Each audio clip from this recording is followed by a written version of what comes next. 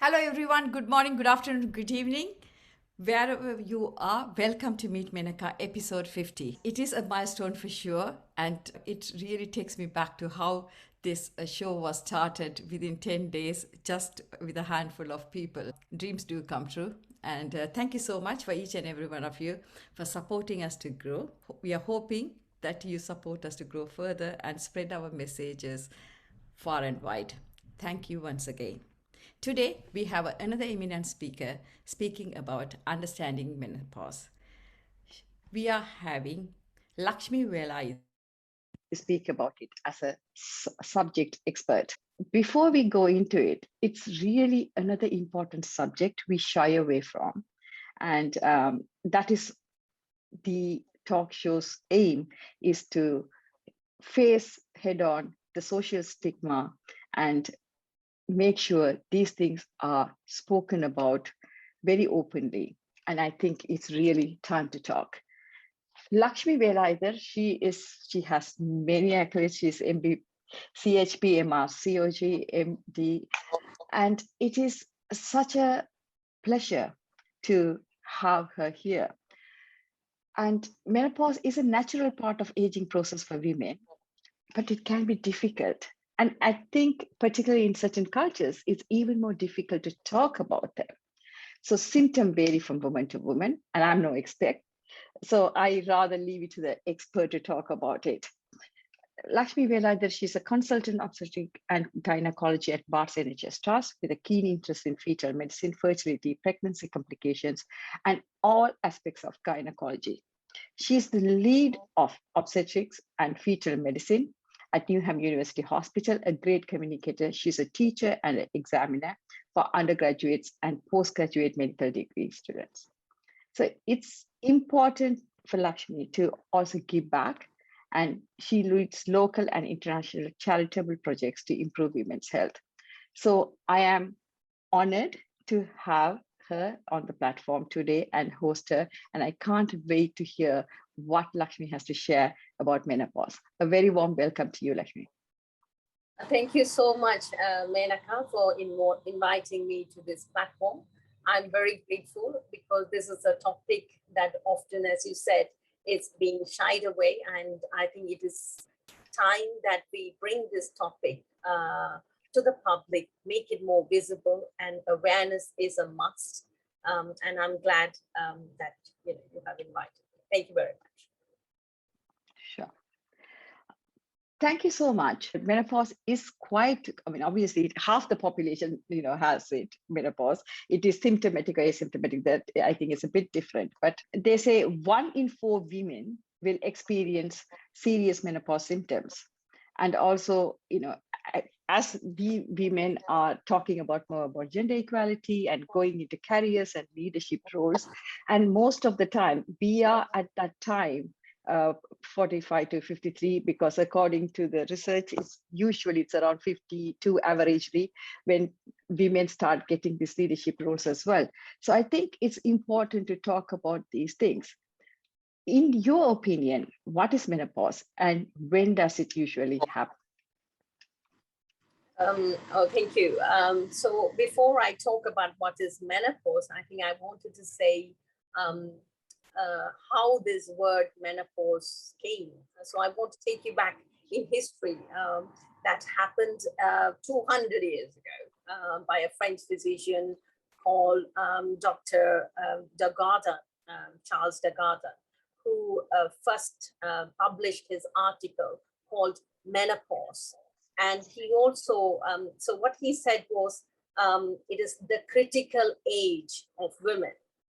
Although it was him who brought this to the attention to everyone, but it was him. He also brought this negative attitude about menopause. So I think it is so important for us to know that we have been. It's been 200 years since, but have we really made a change? I think that is something that we all need to be aware of. Yes, there has been some changes, but I don't think it is good enough. I think there is still need to be a lot more need to be done. And I am, that is exactly why I said I'm so happy that you had, invited me to talk about it. So menopause, the word menses, pause, so menstrual cycle, end of the menstrual cycle, stopping of the menstrual cycle. So that is what it exactly means. The main, the hormone related to this is estrogen. So when the ovary stops functioning, it stops producing any eggs. And so women do not become fertile and they don't have periods. So this is how the word menopause has come. And, the main, the hormone related is estrogen. So this can happen, the level of estrogen usually kickstarts around the time of puberty, and then it fluctuates with the periods, because you all know how the endometrium lining is thickened just before period, so it changes. But as it comes usually around the age of 40, it begins to decline gradually. And sometimes you will see these women having symptoms as early as 40 years of age, because they may have regular period, but then the symptoms of menopause can start as early as 40. So they gradually decrease and decrease. And usually, as you mentioned earlier, the age that women starts to have these menopause is between 45 to 52 years of age, but it is the average age is 51. But as the estrogen starts to go down, the symptoms get worsens and worsens. And then, but we cannot diagnose menopause until a woman is, haven't had a period for at least 12 months. So that is a dilemma. So the woman has to have all these symptoms before that she becomes diagnosed as, having menopause. So that is a dilemma about this. So this is why what I wanted to say is that menopause, I think, more than menopause, I think what we need to discuss more is the perimenopausal state, where the woman is going through these changes until it comes to hit the menopause. So the perimenopause is equally important as well as the menopause. Thanks, Lakshmi. As you have touched perimenopause, obviously I have personal interest in the subject, but I also, read a bit more because I knew that I'm inviting an expert to come and speak about it. So, and as I understand, there are 3 stages, right? Perimenopausal, and then you go through menopause, and there's postmenopause. Can you just quickly explain, because you have touched upon it, so people can understand? Okay. Premenopause, so 1 in 400 of these women, so 1 in 100 women go through a premature menopause, in fact. So before the age of 40, they can go through this premature, when the ovary stops functioning. And that could be for various reasons. Sometimes it could be genetic, sometimes it could be because it's a forced, like a surgical, if the ovaries needed to be taken out for any reason, so they can go through menopause. The other reasons are the drug induced, such as chemotherapy, radiotherapy can also, stop the ovary from functioning. So these are like a pre-menopause. And then perimenopause is what I've discussed about, when the woman starts having symptoms well before the last period for her. And then obviously the postmenopause, immediately after the period had stopped. So that is a postmenopause. Yeah. Sure. Thank you so much for explaining that. So, there's so much confusion about menopause, at least definitely in certain cultures, as we were, having a chat before this show started. So is menopause a disease, and how does it affect women? So menopause is definitely not a disease. Bless you. Definitely not a disease. It is a biological change that happens in a woman, and it affects the woman in many different ways. And so you can see that 50% of the population, if you say women, obviously will have to go through the menopause. So it is important that the symptoms are identified right in time, and then supported and managed appropriately. So I want to start off to kind of talk about, what are the symptoms these women go through. 75% of these women, they think they are going through menopause only when they have symptoms like hot flushes or night sweats. Because they think these are the postmenopausal or perimenopausal symptoms.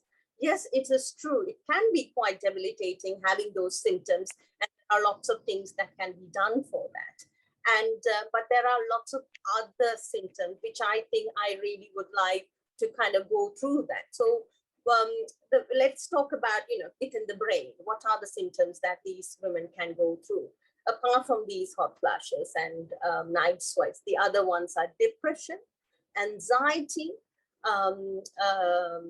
irritability, low mood, brain fog.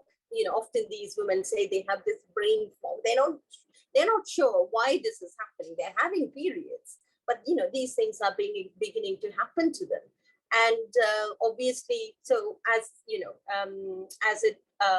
those are main symptoms when it comes to the central nervous system, the brain kind of thing. So as it comes down, they can have palpitation, and then comes they can start putting on weight, and the other problem, vaginal dryness.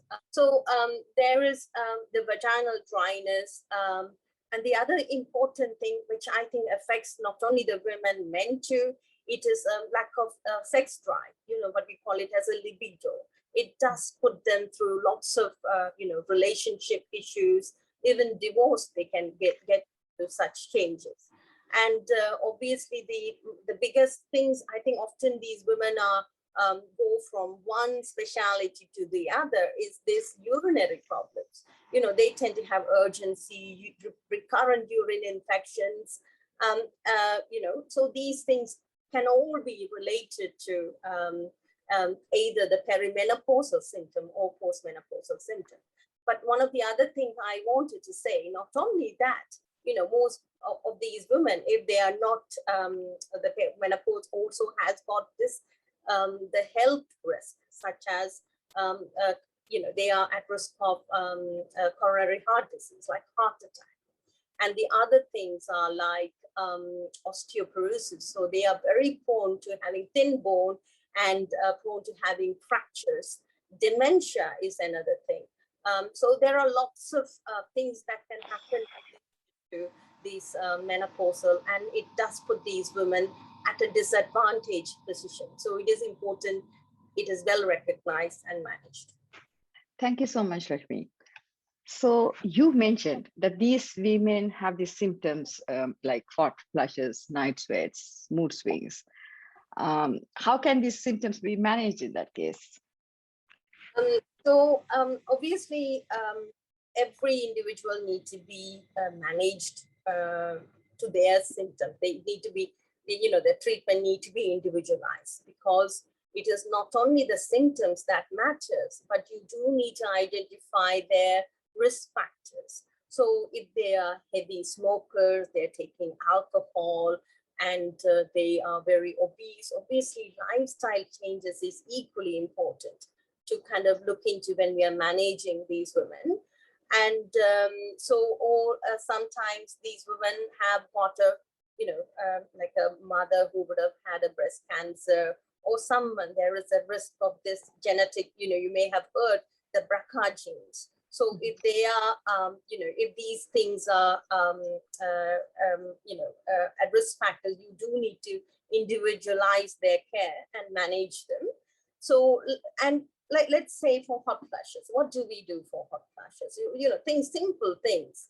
I think it's important it is recognized. First thing is the woman needs to know it is hot flashes is purely because it is a menopausal symptoms, and she just need to openly tell, not to hide it and feel embarrassed about it. It's okay to have hot flashes. So what are the simple things that you can do for hot flashes? Like, not to, even if you are in winter, if you're having to wear the clothes in layers, like, don't wear a nice big, cardigan and then struggle kind of. So wear clothes in layers so you can take it off as it's needed. And then also simple things like, sitting next to a window, just to alleviate those kind of symptoms. And then one of the other thing, not only the lifestyle changes that helps reducing the weight, exercise, and also, weight bearing exercises known to help with osteoporosis and things like that. But I think it's so important, all these kind of symptoms are managed. But in addition, let's say, the cognitive behavioral therapy has also been shown to help these women. In particular, these women with depression or anxiety and things like that. It is often interlinked. And so cognitive behavioral therapy is another means of managing these women. But I think the biggest one of all, I'm sure you're all waiting for me to say this, it is the HRT, the hormone replacement therapy. But the question is, I don't know how to say this, but the word replacement, sometimes, you're replacing something. Let's say when you have checked for vitamin levels, vitamin B12 or something like that, it is low. What do? When those vitamins are low or your iron level is low, the first thing you do is replace them. Okay, so that is how these women tend to accept those things very nicely. But when you tell them your estrogen level is beginning to low down from 40, that is why these symptoms, and you need to replace, or it just needs to be to start on something that will help to not only to prevent these symptoms, but also it has got its health benefits. So HRT is the big topic, and I think when it comes to HRT, there has been quite a lot of misunderstanding of HRT, and the media has not really done, they have really falsely published things in a way that has put women, not only the women, but also the doctors, away from starting women on these HRT. So what I wanted to say, I can talk in detail about HRT, but it is important that HRT, when it is seen by the person in a menopausal clinic or GP, it is important that you understand what is HRT, how it can be modified depending on your needs. And there are lots of things can be done. And the biggest worry when it comes to HRT is the breast cancer. But what I wanted to say is that for breast cancer in particular, the risk of a woman, let's say obese women, or women, let's say, drinks alcohol or wine, 2 glasses of wine every day, her risk of developing breast cancer is far more higher than if she were to be on HRT. So in terms of magnitude, it is in such a minuscule kind of a risk compared to the rest of the risk that women may go through. So in fact, if you look at the health benefits of HRT, like it can reduce the risk of coronary heart disease by 50%, especially the age period 50 to 60. It can reduce the women having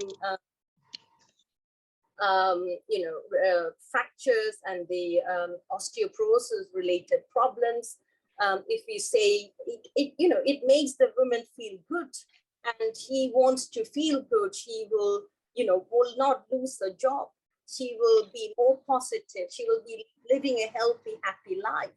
So I feel that HRT is often kind of seen in a different aspect by the public as well as the healthcare providers. So that attitude needs to change, and they need to know the benefits of HRT has got outweighs the risk. And so there are many different ways of reducing the risk of breast cancers. So, they need to be seen in the right clinic and then, consulted appropriately to treat them, especially those symptoms, if they are affecting the quality of life. Thank you. Yeah. Thank you so much, Lakshmi. It's really, really important, it isn't, for people to understand, because I think HRT does take this stick from a lot of people saying, it is very common, like, one of the speakers who came, and Roshni, she was speaking about, one of these topics, chit chats between women always happen in parties or whatever. And it is commonly believed HRT is bad for you, isn't it? It is. So I think, thank you so much for clarifying that. Yes, it has its problems, but it is, relatively, other things can cause much more damage than HRT. These women may die of heart attack. Dying of heart attack, women is 5 times more. So can you imagine? So those risks are much higher. So HRT does have quite a lot of benefits. And then, if anyone wants to look into detail, there are lots of, one of the charity website is called the Menopause Charity. I think it also gives quite a lot of information, especially those women who have got underlying problem. Let's say if they have, history of clots in the past, in the legs and things like that. So there is a detailed information. So women, can go into it and find out whether they are, there's a chance for them to get started on as well. Yeah. What is strange is people happily go on contraceptives. That has the same degree of risk, right? Nobody speaks about it, or nobody wants to know about it. But when it comes to HRT, suddenly, people wake up and say, okay, we shouldn't take HRT. Am I right, Lakshmi? Exactly. If the estrogen is going down, you just need to replace it. So why would you not do that? It has always made you feel good, everything has been good. So why not? Sure. Thank you so much. And I think, like past few years, I think it's rightly so in certain things. Natural remedies have been talked about in every aspect of healthcare. It's a holistic approach and natural remedies. And, I know some of my team members and people who are in the audience, they believe it a lot, I think, which is a good thing. What do you think, Lakshmi, as an expert, what does the natural remedies have a play in when it comes to menopausal symptoms or managing menopause? I think it just, I think there are quite a lot out there, natural remedies. They are very good. Some of them are like John Watts, the other ones like ginseng, which are quite highly estrogenic, has properties.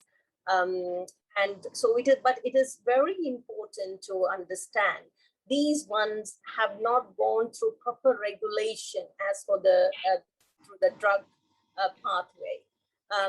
So recently, I had a woman. she was referred because there was, she was at risk of. She was diagnosed with precancerous womb cancer, and she didn't have any other risk factors, but she was quite surprised. But then when I asked her in detail, she had gone through these, the natural remedies. And so that had added her risk of having this. So this is why these natural remedies have to be, you need to be very careful when you go on these kind of natural remedies, because it has got its side effects. Because often women, when they come in, let's say for HRT, they are regulated very, there has been several massive studies done on them. So we know what are their side effects, how it need to be treated. And there are lots of ways that can be done to reduce the risk. And, you can even measure the levels and titrate to the need of the women. So it is easily accessible through NHS. And I have seen lots of these women go and spend quite a lot of money in private Harley Street clinics, not knowing, yes, it will take away their symptoms. It will make them feel much better, but they don't realize the consequence that they can put themselves through. And that is what I just want to make sure that our women are made aware of these kind of a problems. Sure. Thank you so much, Lakshmi. I think it's so important on the era of like these days. We all want to go to Holland and Ballet, or we all want to go somewhere and buy everything possible. And John Watts, I think it helps us, insomnia, if you have sleep problem, depression, you always have something there out there. So I think, do you agree that when in doubt, go to the GP first? Before and after, and make GP and your healthcare system part of your management, even if you're taking something else? Definitely.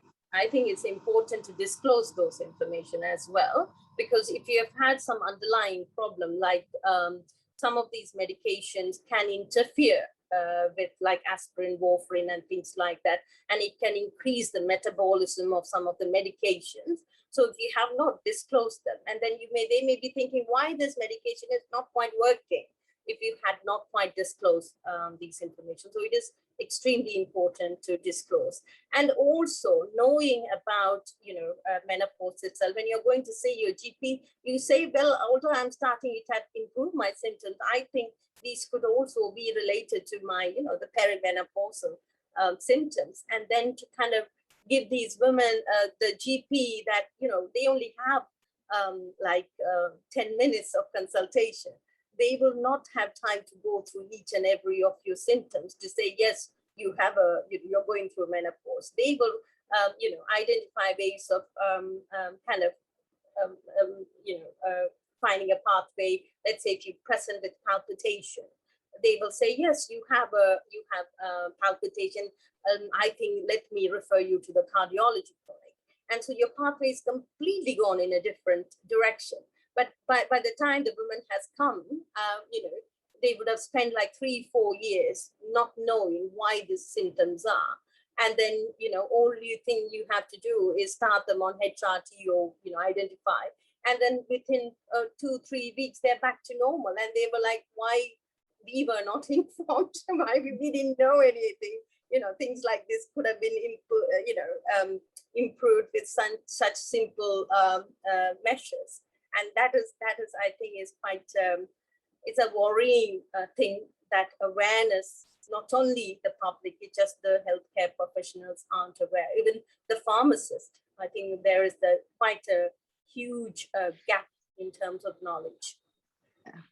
Can't talk, don't want to talk. There are different categories of issues, right? Like when I read a Harvard Business Review very recently, and it said when women are pregnant and they say they're forgetful or they're tired, and there's so much of social support and peer support at work, but when they are forgetful or have these symptoms of fatigue through menopause, suddenly it becomes a problem to talk about at work. Because as we all know, most of us in this platform, including most of us in the platform, we are all working women in one capacity or the other. So what do you think as a woman and expert in this field? And for me personally, obviously I'm into women empowerment, and I'm also very cautious about facing topics of social stigma, and hence it's a talk show and we are addressing these topics. So as an expert, what would you say? How can we help bring awareness and create that environment for people to be able to speak about it more with ease, I guess? Yes, I think it is happening. I'm sure many people have started seeing that.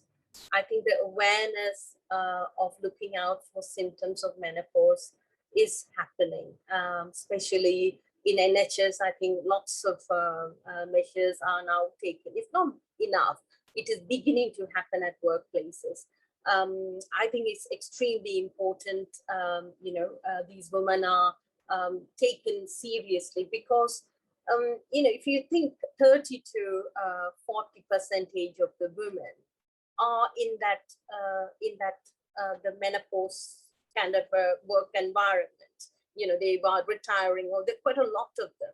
Especially if you come to our field, which is obstetrics and gynecology, we have got so many women working in our departments, and majority of them are going through that change, the perimenopausal or menopausal, and often their career and the promotions are affected because they're not able to concentrate and things like that. So they're not quite recognized enough.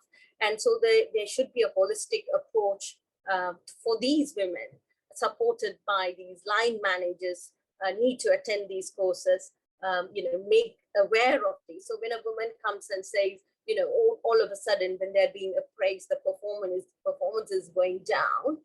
And the first thing they say is, okay, there isn't anything what we can do. And they are either demoted or somehow, made to resign or something like that. But often there are underlying problems, I think, that need to be looked into detail and supported. Even simple measures, as I said earlier, when these women are having hot flushes and things like that, I think it's important, to help them with symptoms like, having a desk fan as such, and making sure they have got a good ventilation, and making sure they have got a quick access to change of clothes and things like that. Because often when these things happen, women are quite embarrassed and they don't want to talk about it. And that also brings their self-esteem down. So I think it is right time we empower these women and make sure that, they are supported in the workplace. But I think it's important that they're also supported at home too. I really think they need to be supported, and I think the partners, the husband, need to know, what are the symptoms to look out for, and then to kind of, it just someone to listen to. I think sometimes that is all what they need, and not to break their confidence, the self-esteem, just to say, we are there for you. I think, a shoulder for them to lean on. I think that is all sometimes these women need.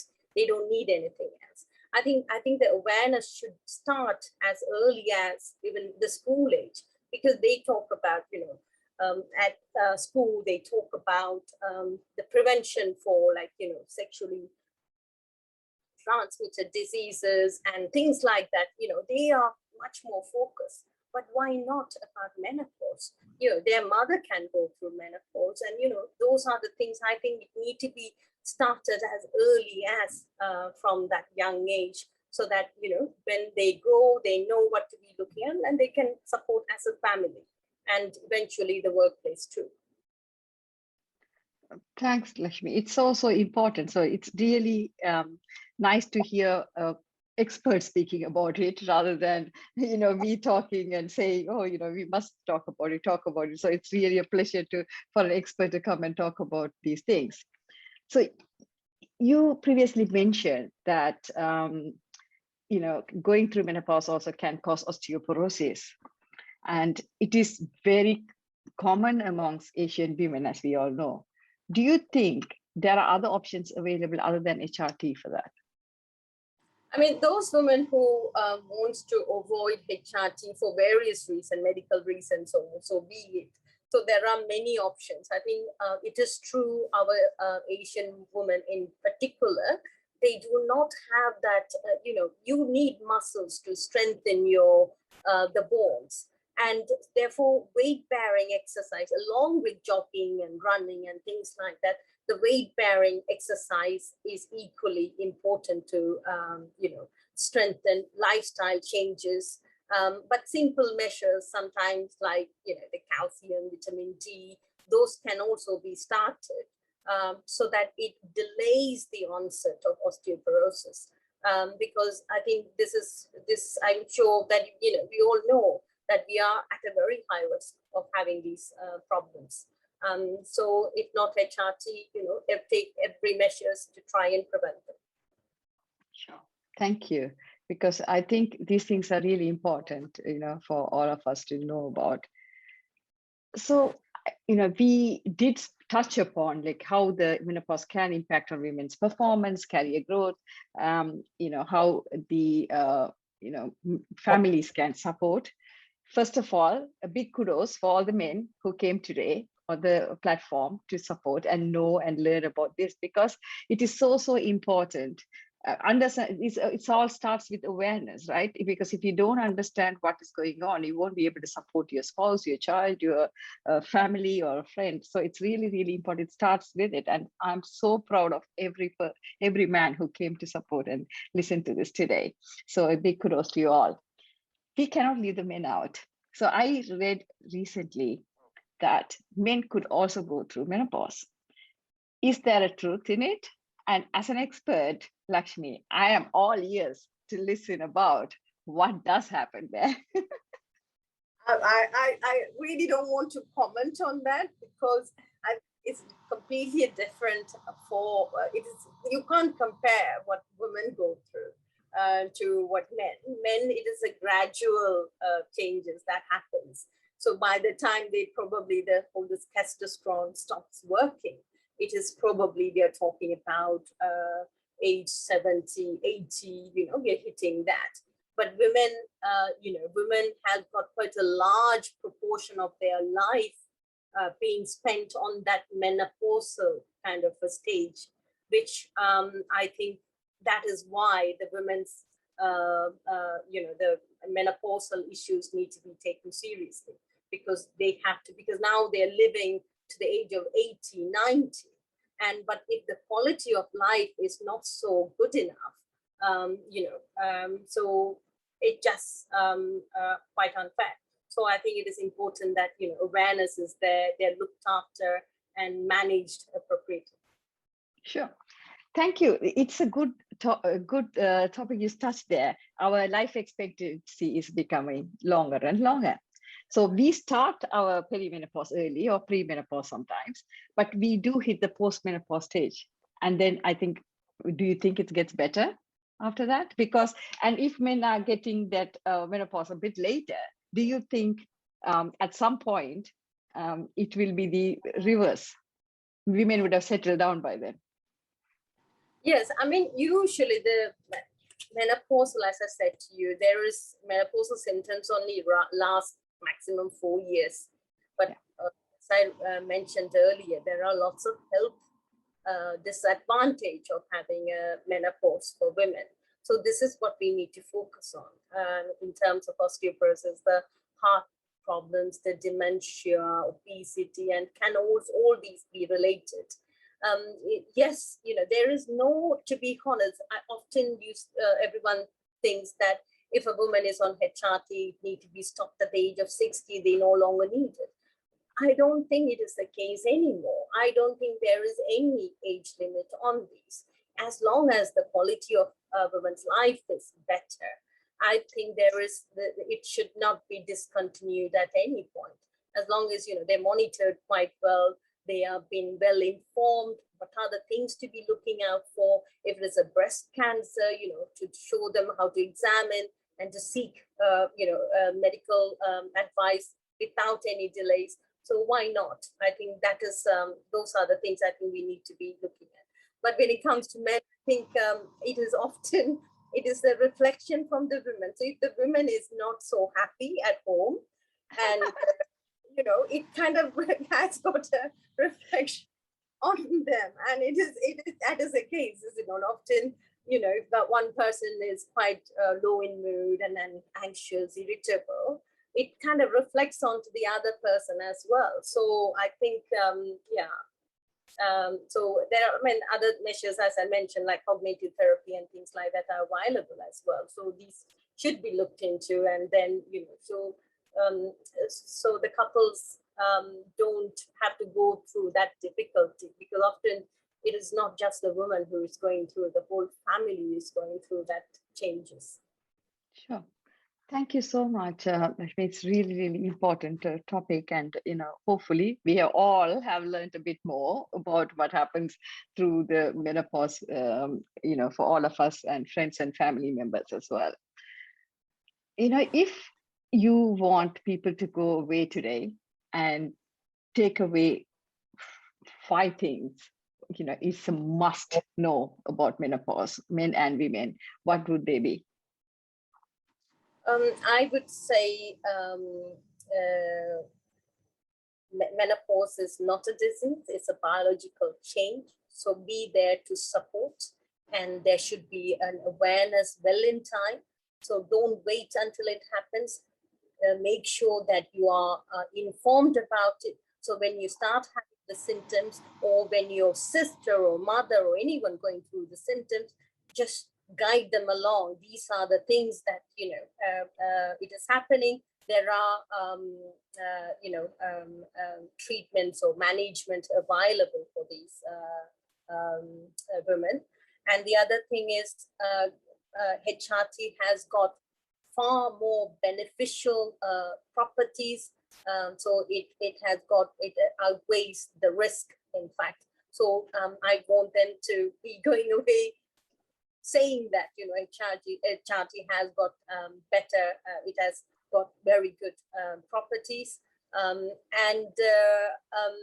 then I think be there to support, may it be at work or may it be at home. I think these are the things I want to kind of let our audience to go home with today. Sure. Thank you, Lakshmi. And it's really, really important. And I hope, and I will definitely take home some of the tips that you're given. So, we are getting so many questions. So I think I'm going to wrap up with one last question. Couple of things. One thing is, you did tell about lifestyle changes, why it's important. But it is also important, like, for example, diabetes, type 2 diabetes can affect or might increase the, I don't know how it works. You are the expert, as I don't want to talk about something which... Yeah, you're right. Menopause does increase the risk of diabetes. Yes. Yeah. So, so it is a double-edged sword, isn't it? If you have diabetes, it might increase your other things. And then if you have menopause, it can. So, I think it is really important for everyone to understand it is so much more to know about menopause rather than just saying about hot flush. And, it is so much more complicated. And that's why we need expert knowledge in this. And if you are in doubt, go to your GP, at least if you're in the Western countries. I even, there's no excuse not to reach out to a doctor and get help and, find out. Now you don't have to necessarily go to the GP. There are now lots of online consultation, because these are the things you don't necessarily have to go personally. With this pandemic has done something amazing during this time is because of online consultation. So there are lots of online consultation to your gynecologists, to your GPs, and things like that with a very easy access. So, I think if they're really struggling to get through to the GP or not getting what they want, I think they are at a very good, fair price available for our public. Sure. And if you are in doubt, like NHS has lots of resources. It's, people who are living in the UK can go and, it's credible resources, isn't it? So it's also worthwhile having a look. And you said there's a menopause charity. So there, there's no shortage of, one good thing is these web resources can be, obtained from anywhere. It's not only for us. So, I think everyone should make use of it. One last question, it just came to my mind. So I know you would have seen loads of people, and you said at least around half of the people who see you are having some of these symptoms.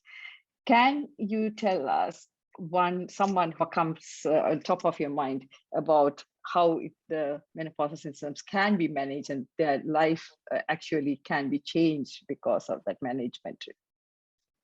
I haven't dealt with many of these women who completely, even one last week I had seen. It is amazing because these women, when they come in, they do not mention that, because they're not aware of the symptoms. They don't mention unless they have a gynecological problem, which is like irregular period or something like that. So when you ask them further on these things, this is one of the women that I managed. It was, although she was going through her period problems, it was very clear from her symptoms that she, she needed a treatment, and she opted for the HRT. And she had gone through a huge depression, breakup with her husband. So many things have happened in the more than 4 or 5 years, where the GPs were managing her depression in a different angle, obviously giving all the medication for depression, but not seeing it as that. So when I saw her 4 months later, she was completely a different person. She was saying, I wish I had known this, well in time, because she was able to socialize. And you can see her, how happy she was. She was just, had brought her confidence back. And she had even stopped her medication for depression in time. So it has got its, benefit. And I think, so, there are lots of stories like that. The other one is obviously related to the libido, the sex drive, or and when and then these women, obviously, once they've been on it, and because obviously relationship has got this aspect to it as well, and it is often not talked about, and women don't like to come and disclose, especially if you're from this Asian background. But it is our duty to ask those, as because it has got impact on their quality of life. And Thank you so much, Lakshmi. It's so important, because it's nothing like knowing it helps someone else and how it can actually affect and change somebody's life, entire life, because of one small thing. So I'm sure that it made a huge change. Thank you so much. I'm so honored to have you on the platform to talk about this. It was really, really important. So we will go through the questions soon. So, but following tradition, next week, we are going to be having another speaker, Dr. Kanta Niranjan, who is also in our community. She will be speaking about successful aging. So she was born in Batticaloa, Sri Lanka, to non-medical parents, and she studied medicine in the University of Peradeniya in Sri Lanka. She had done her MRCP in 1990, and then she pursued to do geriatric medicine. She developed her interest in stroke, Parkinson's disease, and falls in the elderly people. And in 1995, she also obtained a master's degree in the science of aging, from King's College. She was also appointed as a consultant physician for elderly people embarking Havering and Redbridge University Hospital NHS Trust. And she's still working in the same trust. So we will be talking about her more next time. It's a privilege. And I am going to hand over to Dr. Kanta Niranjan to give the vote of thanks now. Thank you. Thank you, Lakshmi. On behalf of Meet Menaca, I would like to say, Lakshmi, I know her personally before, but only today I have listened to the whole talk, what she talked about. A very important topic, because there are many issues related to menopause, are controversial still at present. And it's a sort of silent fact. And a lot of people don't come forward, especially our Asian women. And Lakshmi has touched upon various aspects of this topic, and it's very, very informative, very clear. Well done, Lakshmi. Congratulations for that. Thank you. And I also like to thank the audience. As Menaha mentioned, mainly the men who were listening. It's really great, because they should know about that, and to help and support women. It can be your wife, sister, mother, family, even nieces, nephews, everybody, because as a people, you have to know that. I must say, I suffered, and I went to the gynecologist, my friend. Straight away she told, start on HRT. I came home, I had a discussion with my husband, but I decided to take 5 years. I was on HRT and slowly came off. It's really beneficial. It really restored my life totally the same way. So I'm very positive and for HRT, for any woman who come to me. But as Lakshmi says, there are contraindications. Some women can't be on that. And you have actually, Lakshmi, you have really given a very good talk. And thank you very much for that. And really part of it. Thank you very much. Thank you. All I want to say.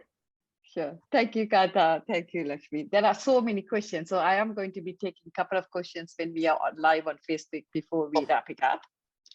The first question to you is, are there any supportive organizations to help women overcome menopause in the community?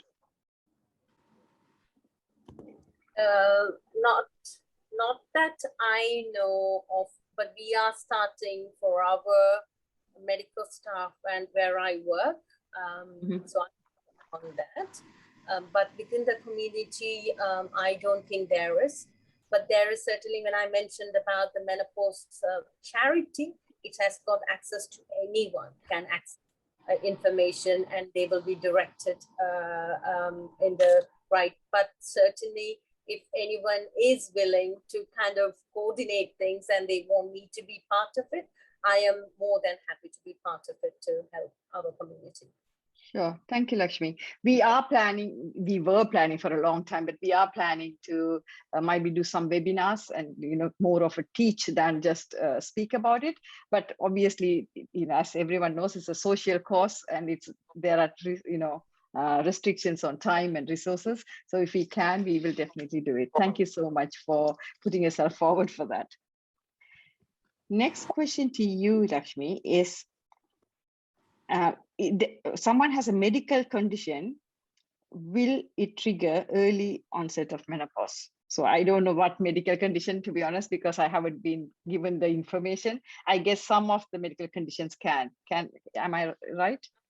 Of course, there are, as I said earlier, there are conditions such as, if a woman needed ovaries removed, then obviously she will go through menopause. If a woman needed chemotherapy, radiotherapy, yes. If they've got genetic predisposition, yes. Sometimes, lots of if they're heavy smokers and they already have all other risk factors, so they can be a trigger for them to kind of go through earlier menopause. And if someone has type 2 diabetes, Lakshmi, would it affect? Obesity itself has got, Okay. these are related to insulin as such. So there is, there is no strong risk factors as such, but, these can lead to other problems. In fact, type 2 diabetes can lead to things like, womb cancer. They're at much higher risk of womb cancer and things like that. So this is why it is very important when they are presenting with heavy irregular periods, or even heavy periods towards the, later on in their age, they should not take it lightly. They need to go and see the GP, because they may need to be referred, what we call it as an endometrial biopsy. We take a tiny sample from the lining of the womb to exclude cancer, because they are at much higher risk of developing these kind of problems. Sure. Thanks, Lakshmi. Question to you, should I still use a contraceptives during menopause to avoid pregnancy? That is a very good question. As I said, it all depends on what kind of a contraceptive, because contraceptive pill is also equally the same. It has got estrogen and progesterone.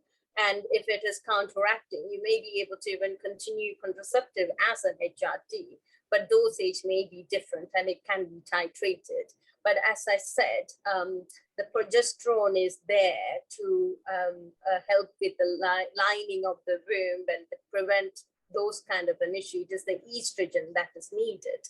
So there are various ways of managing these kind of an issue. Contraceptive pill, it's kind of like, an old method, but if somebody wants to be on it and they feel very, easy to comply and things like that, it is possible. But now it has advanced quite nicely in terms of factors, the transdermal patches, Implanon, and things like that, and with a local effect of progesterone to the womb, like Marina coil.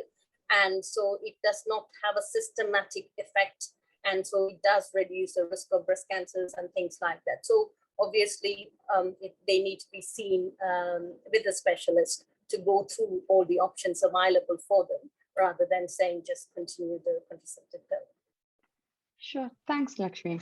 There's a question. How long it runs from 50? If they're 50, I guess the question is how long the menopause will last. And also, what is the side effects we have with HRT? But I think you have already touched upon it. I think as I said, I think everyone talks about that symptoms, the hot flushes. They don't realize there are lots of other symptoms associated with menopause. So usually these hot flushes and night sweats, they tend to disappear within 2 to 4 years, the maximum, and they disappear away. Often, occasionally, it can prolong a little bit longer, but majority of them disappear by 4 years. This is what I just keep stressing the importance of that, because I think the concept of that menopausal symptoms is still need to be Sure. Thank you so much. I think if people who are on the Zoom, please hold on. We will go through all your questions. Just bear with us. And for people who are listening to us from Facebook, a big thank you for supporting us, and please help us spread these messages wide across by supporting us, subscribing to us. And many of you still either send a message to me or my team asking when is the video coming. You can subscribe and hit that bell icon on the YouTube, so you will be notified instead of asking us every time when the videos are coming. And thank you so much for each and every one of you for supporting us.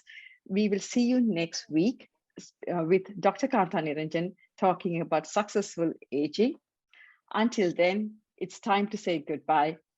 Please stay safe, be happy, and keep smiling.